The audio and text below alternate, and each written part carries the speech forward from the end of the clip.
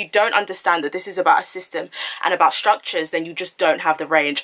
Or you, even being Latina, and I know that Christina Aguilera did this for a very long time in her career, she definitely did got her little blackface on. And hey guys, welcome back to my channel. My name's Sincerely Oghosa. If you haven't come across my channel before, I upload beauty, lifestyle and straight talking videos and occasionally funny videos as well. And if you haven't subscribed, you definitely should, because you need some black girl content in your subscription boxes every single week. So make sure you click the subscribe button, click down below, and also make sure you click the bell, because YouTube are pagans and they don't allow you to see my videos if you don't click the notification button. You may not even see it because they're just trash.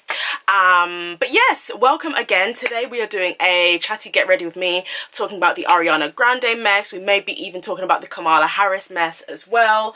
I'm just gonna get this wig now. So this is the wig that I had in my video about R. Kelly. Thank you guys all so much for your comments and just your support on that. But yes, so this was the wig that I was wearing. I know it looks crazy now, but that is the point of it. Get ready with me. So this wig is from Longqi Hair. I made it into a wig myself. It's 3 bundles and a frontal, and the hair is Malaysian curly, I believe, but all the links will be below. So I'm trying to make sure that, like, if I'm not going to spend a long time customizing my frontal, if I'm not going to spend a long time like styling my hair, I want to make sure that my parting looks good and my parting looks realistic. Nobody wants a hickey-hacky parting. So this is the Perfect Line sample. I've heard of this brand before and I was really excited to try it, to just make sure that I can help my partings look a little bit more realistic with less time spent on doing that, because I ain't got the time today. Oh my gosh, I forgot to explain, I'm filming not in my usual place, as you can see. Unfortunately, where I usually film, there's lots of electronics going on, so I'm not able to film in that room. So here I am today, but it will not be long. I'm sorry, this is not the best background, it's not the best lighting, but I'll be back with the normal quality, the normal lighting next week. It's kind of hard to explain what it is, but it's a product to help your lace grid issues, basically. It helps to hide your lace knots, and it's also very thin, so it doesn't bulk up your unit. So I'm going to be using it today. You make sure it's warm, so you can either put it in the microwave or you can put it on like a warm towel, and what it will do, it will get kind of soft. So I'll kind of show you guys it here. So it'll get kind of soft, and when it gets soft, you're able to apply it to your lace frontal, so you can just part wherever you want your lace frontal to have your parting that day. And when the Perfect Line is all softened, you can lay it and like cut the amount that you want to use, and you can lay it on where the parting should be. It's really easy to work with. I found that it's really soft and it breaks very easily, so you can kind of like break a little bit and like add it, so you can kind of like customize where you want the Perfect Line to sit on your lace frontal. And it's also sweat and water resistant, which is great because you really don't want that coming off, like whether you're in the middle of a fight or a concert, you know, like whatever you guys are doing, you don't want it to come off. You can actually leave the product on and on even when it's in the wash, like when you've washed in the wash, you know, even when you're washing the wig, and if you're gentle with it, it shouldn't come off, which is really good. So you can actually just keep on reusing it. And with the Perfect Line, what I'm going to do is I'm just going to make sure I put my foundation colour on top. Okay, so the hair looks crazy, but the lace looks good. So what I've learned is to kind of take off a little bit of the Perfect Line where the front of the frontal is, and then kind of just smooth the baby hairs. But honestly, I am so happy with this. So, oh my gosh, I've got foundation all over my shirt, but I'm not wearing this out today anyway, so it's fine. I'm changing into a different outfit. So Ariana Grande has been accused of blackfishing, but for real this time. Like, I don't get where these like past, well, maybe there were past accusations, but I didn't hear none. But this time it's because of the 7 Rings song and the music video, which I haven't watched yet. Oh my gosh, I was supposed to watch it before I filmed this. But the 7 Rings song itself, so if you listen to the song, it's obviously a play on Favorite Things, which, as you know, as a musical lover, I picked that up straight away. Sound of Music is one of my favorite musicals, but unfortunately it also kind of sounded like Soulja Boy's Pretty Boy Swag, and also another song that Princess Nokia has made, and then a third black artist came and said that they felt that their song had been copied as well. So this is 3 black artists. So the thing is with Ariana Grande is that, to be honest, I think that it's been getting a little touchy for a while. I think in the last like maybe year or so, like she has been displaying a type of aesthetic that, had she not been a survivor of a terrorist attack and a breakup and the very public death of Mac Miller, had that not happened, I think she would have got dragged a lot sooner and with a lot more like, with less guilt being attached to it. And for me, if you're not crediting, because I know that there's 2 other songs that this song was inspired by, and she credited those. She credited Oscar Hammerstein.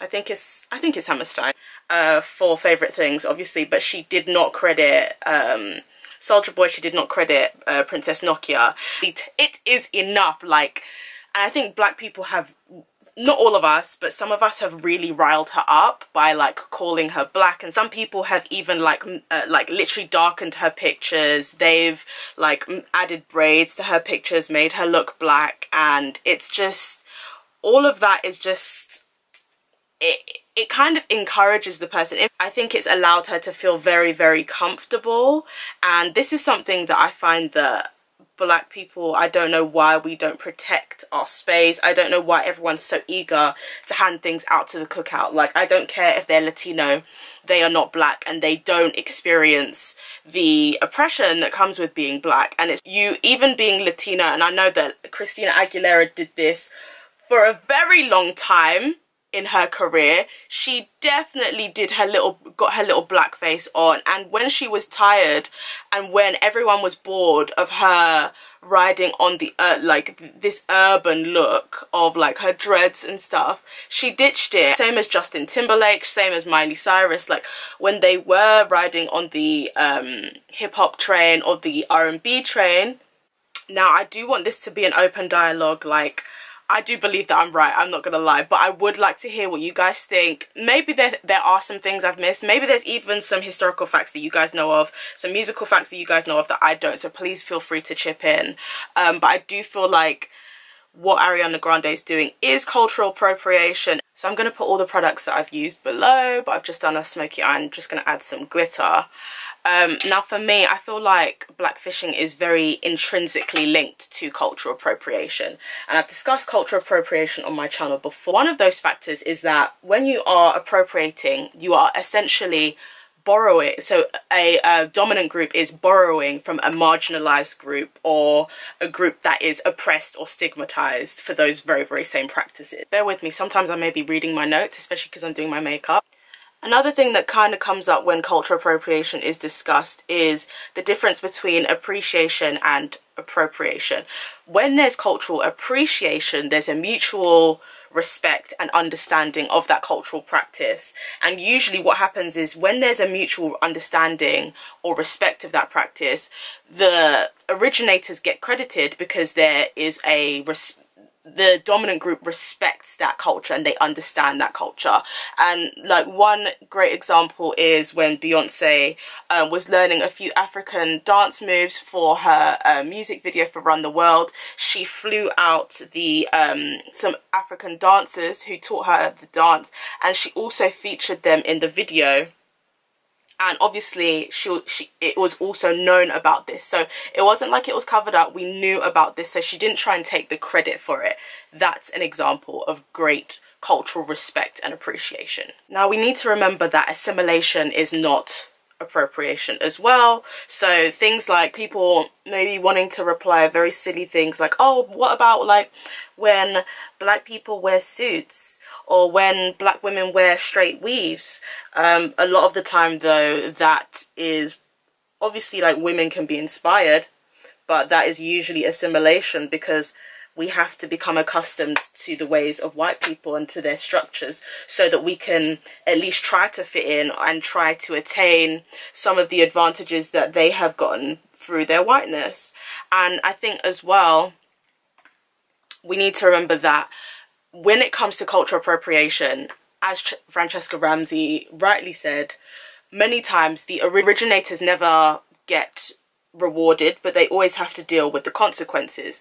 And so when you look at the stereotypical view of black men and the stereotypical view of black rappers and hip-hop in general, even the way NWA were treated during the 90s and 80s, I believe, where they were being tapped by like the CIA and things like that, being treated as criminals simply for being a rapper when you're black comes at a cost. But suddenly when you're white, you're able to benefit from your white privilege, and you're able to kind of like have chart toppers, and also to have a sort of respectability, and to kind of be seen as bad, but not too bad in the sense of people can't support you or back your music, but bad enough in a sense of that it's cool and it's trendy. You know, a lot of people can say, oh, well, you know, like, when people do that, it's not because they're trying to be mean or they're trying to cause harm, they're just trying to appreciate. But the intention of your actions sometimes doesn't matter when the impact is so harmful. And for me, like, with the whole, like, Princess Nokia thing, like, obviously it's kind of all mad, because, like, with her one, we did find out, I think, through the grapevine that she too had copied somebody else's song or their production or something like that. So it kind of like, it kind of made her argument a little bit empty, but it still doesn't negate the fact that, you know, the song was stolen. Even looking at the way she was kind of like boasting about how her hair's not real, like, once again, this is not personal, this is not about her, and it's about a system. And if you don't understand that this is about a system and about structures, then you just don't have the range, as I'm all, it's much bigger than that. And like, a lot of the time, black women are, we really do struggle in the workplace when it comes to our hair. Every time like someone changes their hair in the office and they're a black woman, they have to come into the workplace with anxiety, worried that like someone's gonna touch their hair or comment about their hair or make fun of them.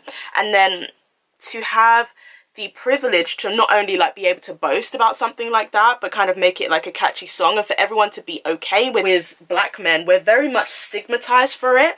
But white women have been wearing extensions for ages. The Kardashians are always swapping wigs, but no one bats an eyelid. And this is the stuff that really irritates me and gets the conversation about blackfishing started. I was gonna add some gloss to my lips, but I'm not sure I should bother. I think they're fine.